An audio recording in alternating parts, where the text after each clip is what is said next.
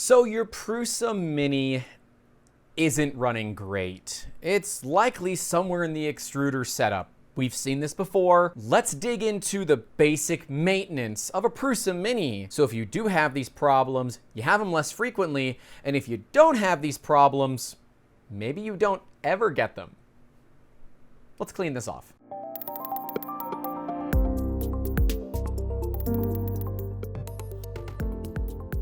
Welcome back, thanks for hanging out. We are gonna be repairing, looking at, and diagnosing a Prusa Mini. The Prusa Mini is one of the latest printers from Prusa Research as of October 2021.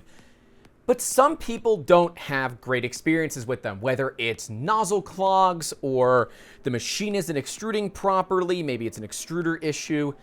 All of this comes down to basic freaking maintenance. We want to take this thing apart. This is a little bit more complicated than the Mark III's. We are going to actually be removing the extruder on the Mini, which you can see easily on the Mark III's. On the Mini, it's on the back sides. The top-down camera is going to be doing a lot of work. We're going to bring in some auxiliary cameras as well for you guys. But the Mini is one of Joseph Prusa's first printers that is effectively all built in-house, all the way down to the hot end, which even though ours carries an E3D V6 sock on it, is not an E3D V6. It is a fully custom tooled hot end made in-house. And I will say again, it's one of the same upgrades that we recommend that you do on the Mark III's, we recommend you do on the Mini, and we recommend you do on printers like the Ender 3V2. Put a dang sock on it. Seriously. I put that sock on everything. Yes, you might have to redo your PID settings. It's really not that big of a deal when you look at all the extra BS it saves you when it comes to cooling. So you can crank that cooling up and not worry too much about any issues. But let's start with kind of the same things that we did here. We want to first apply alcohol to the rails to clean them off. We want to re-oil them, and in our previous video for the Mark III's, which we'll card to somewhere up there, we had some people saying, well, you know, Prusa doesn't recommend oil, why do you use it? It's because it's what I have always used for almost, over a decade now of 3D printing. I've always used, and it's actually this exact same, no, this has to be my second bottle because it's like 2/3 of the way full. We've always used very thin sewing machine oil. I know Prusa recommends going through and actually repacking the bearings, but we're only going to do that when we replace them. For us as a business, we have multiple machines, and if we're using them all, we can't necessarily afford for downtime. However, this downtime is pretty easy to figure out. You can tell when your machine needs new rods and bearings. Yes, if you did take them off and repack them every single time, you would likely see better experiences, but I don't know if that extra effort every single time is worth it in the long run with how affordable the Musumi rods and bearings are. We'll actually put a link to them in the description if you need to get new rods or bearings for your Mark III's. But let's get right into it. Again, we have the printer on, so we're not backfeeding the system when it's off. That can be quite dangerous to 3D printers, so don't do that. A little bit of alcohol here. Now, because the Mini is cantilevered, it's gonna have a tendency to sag a little bit over time. So you'll wanna check to make sure, especially on the Mini, that all of your screws are nice and tight. Now, this is my abused Mini, as we like to call this one, because this is the Mini that printed over 1 kilo straight of fire retardant ABS. Yes, these printers can actually do it quite well. I don't necessarily recommend it, and I definitely don't recommend fire retardant ABS indoors. I made that mistake once. Never again. We got a little bit of gunk off, nowhere near as much as the Mark III's, but that is mainly because we haven't had the Mini anywhere near as long as we've had our Mark III's printers. You can actually see some of that wiggle here. And you might say, Grant, this wiggle's a problem. You're wrong. This only goes in and out in this direction, so it's not really that big of a deal that it wiggles like this. The bed moves in that orientation, not this. All right, we got that clean. This printer has significantly smaller bearings, so keep that in mind when you're applying oil here. You don't need anywhere near as much lubricant as you would on a Mark III's. We're gonna check belt tension while we're at it. Actually feels pretty good. Y-axis, I'm gonna tighten that one just a hair. Let's go ahead, let's add some oil. Now, outside of the cosmetic upgrades that you see on this printer, we have a handle and we've relocated the USB to the front as well as the heater sock. This is a bone stock Prusa Mini Plus. It has had no other modifications done to it. This was actually one of the printers that we assembled and Amber and I raced to finish them. So if you want to see that video, we'll card to it above me. The bed is okay. Still gonna clean it off because we're here and we can. I will say a pet peeve of mine is the way that you install the sheets on both of these printers. And yes, I know, again, I'm touching it with my hands. If you look on the Mark III's, you would normally install the Mark III's like that. That is incorrect on the Mini. So the Mini is backwards from what we would expect on the Mark III's. Just something to keep in mind. I'm gonna check once again. We have no exposed copper traces, so we're good there. But same deal, always check to see if you got copper traces. We cleaned off the Z, so let's add a little bit of oil to it now. I don't believe it's necessary on the Mini. Actually, I don't think it's necessary on either the Mark III's or the Mini, but I would rather do it than not. And the fancy thing about the Mini is it's a full color screen. Okay, we're gonna go ahead and auto home. Always forget how quiet the Mini is. Now we're gonna go back to settings, axis, move Z.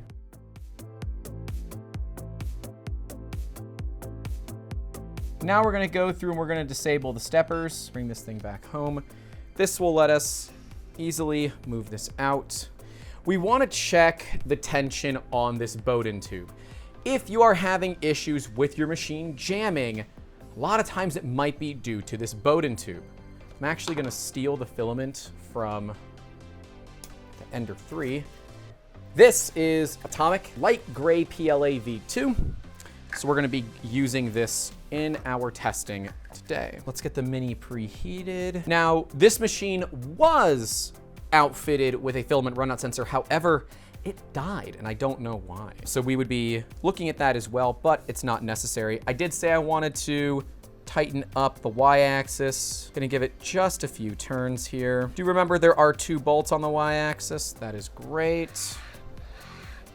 Everything looks happy there. Okay, we've got our Mini heated up. We are now gonna go ahead and load filament. And as we do that, we're gonna keep an eye on the extruder gear. What we're looking for is we're looking to see if any of the teeth are messed up. I can see a little bit of crap in there. Looks like a little bit of Jesse PLA Pure Magenta. Yep, that's exactly what it is. And then the Mini just rips some filament off the spool. We can just keep an eye on that. We are extruding cleanly. That's what we want to see. Yes, yes, yes. It's fine. We're going to go ahead and unload that filament. Just wanted to make sure that everything was good. The other thing you're going to want to check for on your Mini is that when it removes the filament, that the filament is clean and there's not any little pieces of crap at the end of it. Our filament's clean. Our printer should be happy. But just because mine is doesn't mean yours is. So let's start by taking apart this extruder. All right, for this, we're going to need just an Allen key, and we're going to start removing some of the bolts on the back of the E axis here. Well, Z and E, I guess. Once you get the 3 bolts out, the entire E axis will just come off the printer. Now we can go ahead and pull our screws out, set those off to the side, and we can start looking. If we see any excess buildup of material in this hole here, if the bearing looks a little rusty, these are all things that we want to look out for and say, whoa, hey, that's a problem.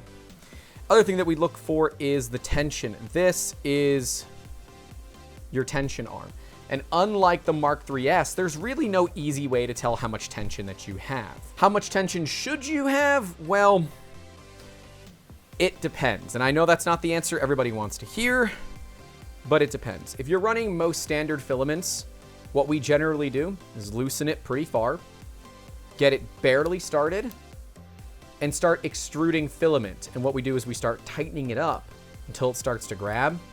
Then I'll go another turn or two, generally speaking. And at that point, it's okay. So we're pulling apart the actual extruder and the idler from the rest of the motor assembly. So this is where we can see how does our idler gear look. So we want to verify that our idler gear looks all right. This one looks pretty dirty, and that makes sense kind of given what this printer was printing. To remedy that, we're going to move this piece of Bowden tube out of the way, and we're going to get this bolt out. And what that will do is it will drop out the extruder idler. To clean it should be pretty simple. Just kind of spin it kind of in a diagonal direction, so you'll be pulling away and down at the same time. That'll get it to not only wipe, but also go clean as it spins. Bearing spins freely, so we don't have to worry about that. We can look at any excess buildup inside the extruder, and we have a little bit. I don't know if the cameras are going to pick it up, but we do have a little bit. We're just going to wipe that out. A soft paper towel. We're then going to grab the extruder motor, and we're going to take a look at specifically this gear. So let's get this gear out. This is the actual extruder hob gear. And the issue with this gear is that over time, it can get covered in crud. Now, I'm noticing that there is a fair bit of oil on this. Yeah, you can see that. A fair bit of oil. It's not what I want to see. I want to see a little bit, but not a ton.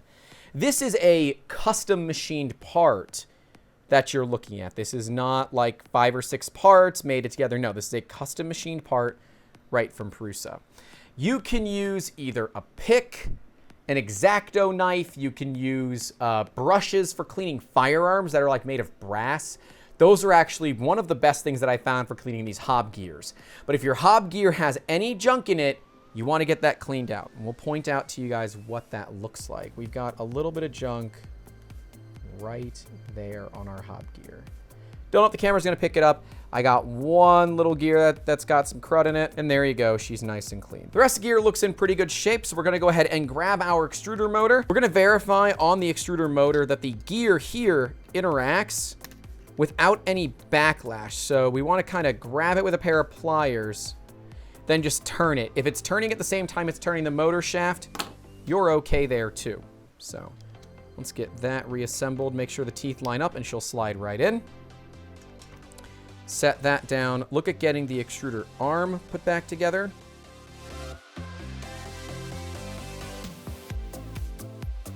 Same deal. I get it to just barely catch. Going to go ahead, get it put together.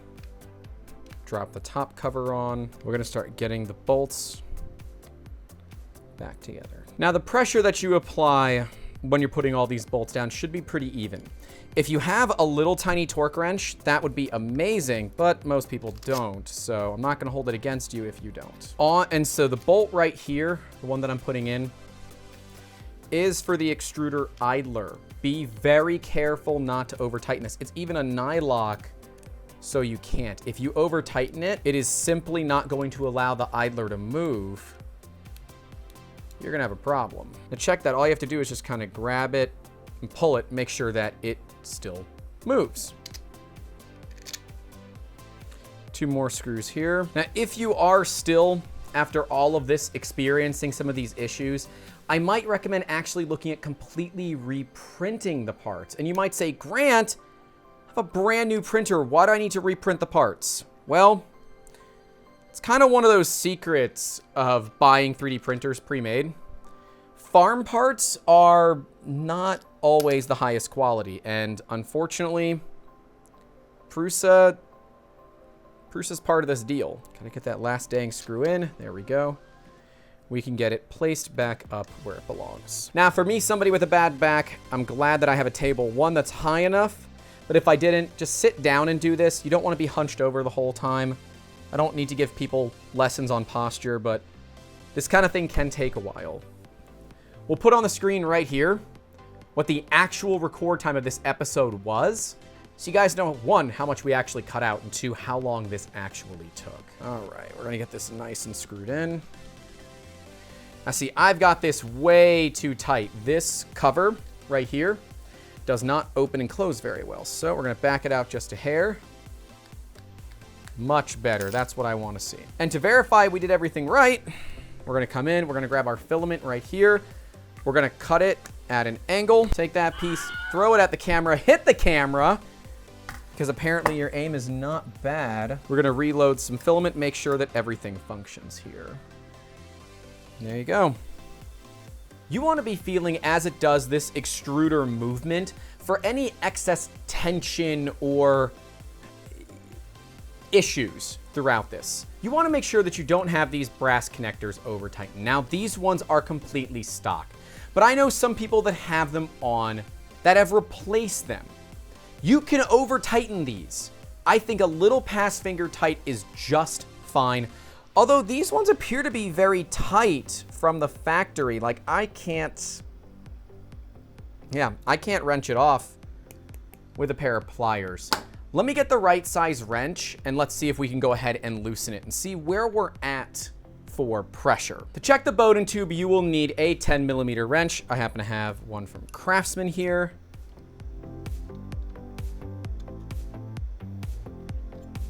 Yeah, this was not all that tight at all, but it is just a compression connector, so be careful with these, right? I'm gonna go finger tight, grab the wrench, and let's see. Yeah, right about there. It doesn't need much. Same deal there, not that bad.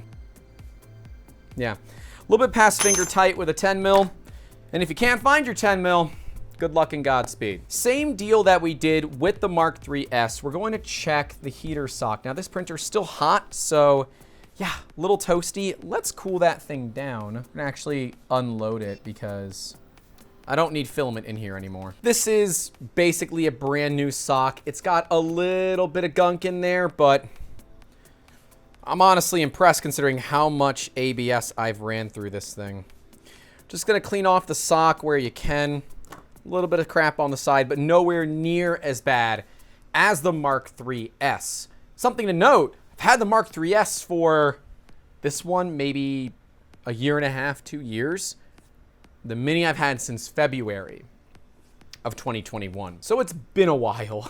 Now, unlike the Mark III's, the Mini is not the easiest to look at and work on. So we're just gonna make sure that the hot end is clean.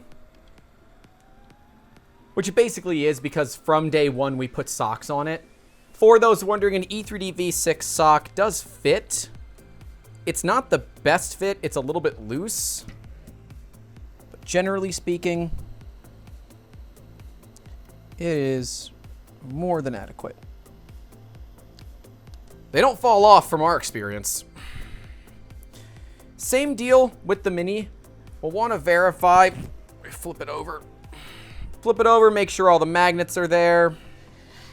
Make sure the bed thermistor is still in good shape. All of that looks fine. A little bit of crap on the feet, but that doesn't matter all that much. The last thing we want to do on the Mini is make sure that all the connectors are in good shape.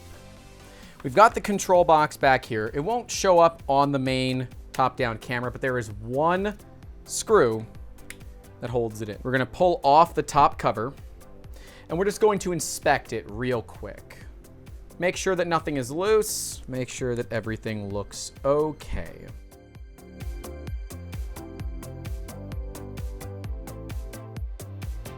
Everything looks good from a cursory inspection.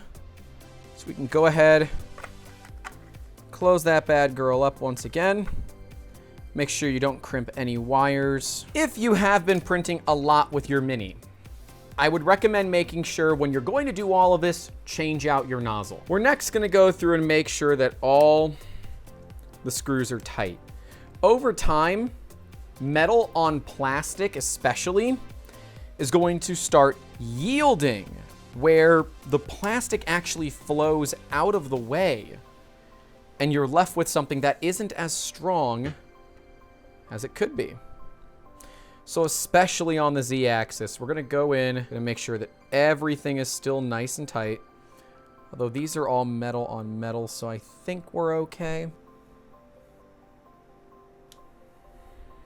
Yeah, these were all pretty darn tight. I'm not too worried about that. Once you get this, essentially you're done. There's not too much left to do.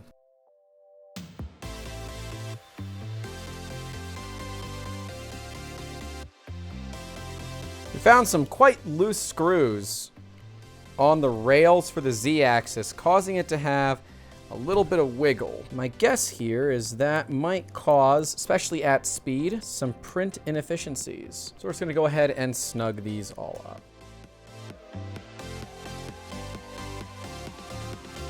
When I have the printer tilted back like that, I'm actually resting it on the corner back here. I am not resting it on the control box because that's where the power supply is. That can get a little nasty.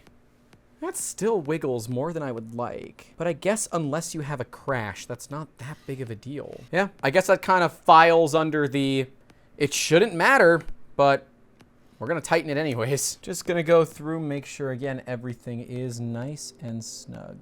And once you have that, all that's left is my segue to our sponsor, 3D Musketeers.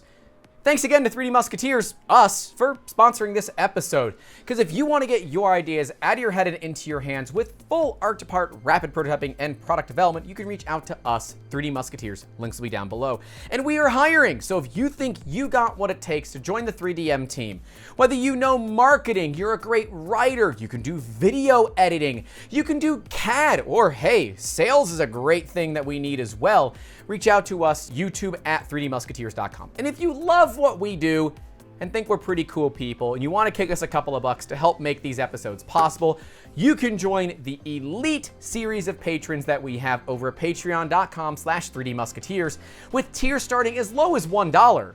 Come on, it's $1. And that's basically it. The Mini is a great machine, sometimes can be a little bit fiddly. I'd love to know your experience with the Mini. From talking to people that we know in the industry, it's about 60% absolutely love their machines, 20% absolutely hate them because they cannot get a great print, and the last 20% have mixed feelings about it. I love the ones that we have. We will likely be buying some more because, well, we know a new machine's coming out. This machine's got a 32-bit board, a color screen.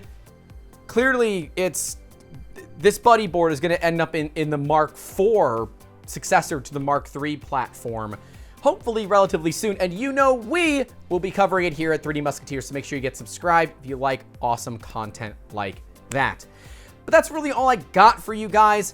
Make sure you service your printers. It's a big deal. It matters. Trust me, it matters. A service printer, just like changing the oil, transmission fluid, rotating tires, and all the things you should do on your car, you gotta do the same stuff to your printers. We do ours every 500 to 750 hours of use, but hey, you know, set a maintenance schedule and just follow it.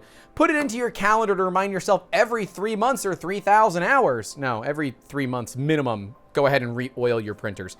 But good maintenance helps your printer last a long time. I believe some of the issues with the Mini are related to the extruder, the Bowden tube, and the hot end. The rest of the kinematics are pretty well sorted. Some people don't like this whole cantilevered Z, especially because you can, you know, flex it, but you're not hanging like 6 pounds off of this, so I'm not too worried about it. So if you are having trouble, I'd like to know down in those comments what you're experiencing, because I'd like to do a Print Fail Friday all about the Prusa Mini and try to go through those problems. And it might be like we cover 2 or 3 different prints and they're very much in depth, but I think that might be interesting because I know that some people are plagued with problems on these.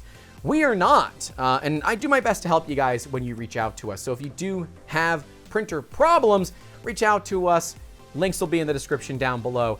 And let me know what other machines you want us to see. We did the Mark III's first, the Mini is second, and I don't think I'm gonna spoil anything, but this printer is gonna be next. I feel like this would be pretty clear by now. But if you wanna see other printers get service, let me know. I want to do the Mini specifically because the bearings are smaller, and with the cantilever system, it is more prone to screws backing out and becoming a problem than the Mark III's would be because it's, you know, fully constrained on both sides of the x-axis. But the Ender 3 V2, I'm going to have a great time going through because V-wheels are a pain to clean. But it's part of that routine maintenance that you need to do to these machines. Again, I hope you enjoyed this video. Let me know down in those comments. What do you think? Did I miss anything? Does your Mini have problems? I'm curious to know. But stay safe out there. Don't forget to call your loved ones. And as always, keep making awesome. Have a good one. Let me get a little bit of water. Drying up here. Hey, thanks so much for watching this video, and thank you to our patrons. If it wasn't for them, this new lighting wouldn't be possible. I don't know if you noticed, but I look a lot less crappy, lighting-wise at least, in this video than on the last. We'll put side-by-side screenshots so you can see it. It's thanks to them that we were able to get these lights. And if you want to see us continually upgrade our quality of videos and content of the videos, make sure you support us directly over at Patreon. Right below me is the entire series about repairing your printers and maintaining them. Starting with the Mark III's, this one is number 2. The Ender 3 is coming next. We might have more coming in this series as well. And right next to it will be the build-off between my girlfriend and I, the better 3/4 Miss Amber, to see who could build a Prusa Mini faster. The results might surprise you because it is way closer than even her or I expected. Hope you guys enjoyed this one. I will see you down in the comments. I really want to know your opinion on this machine. I love mine. Some people have problems. But either way, I'll see you in the next one. Take care.